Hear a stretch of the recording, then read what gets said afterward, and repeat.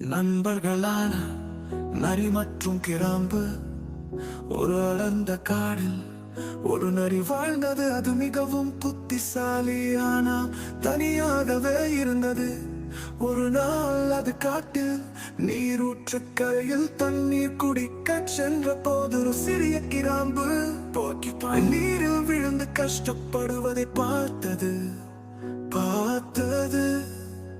நரி தயங்காமல் தன் வால் உதவியால் கிராம்பை வெளியே இழுத்தது. கிராம்பு நரிக்கு பெரும் நன்றி கூறி, நான் உனக்கு எப்போதும் உதவ தயார் என்றது. நரி மிருகாயுதான் சிரித்தது.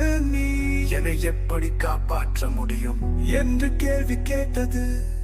அதற்கு பிறகு சில நாட்களில் நரி வேட்டைக்காரர் வலையில் சிக்கியது.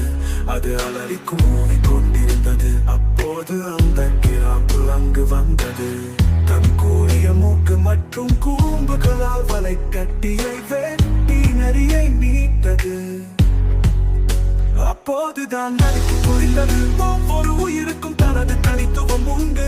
உதவியாளராக எனக்கு சிறிய உயிர்கள் கூட துணை நிற்கலாம் என்பதை. நீதி நமக்கு யாரும் உதவ முடியாது என்று நினைக்கும் போது கூட அவர்கள் நம் வாழ்க்கையில் பெரிய மாற்றங்களை கொண்டு வரக்கூடும்.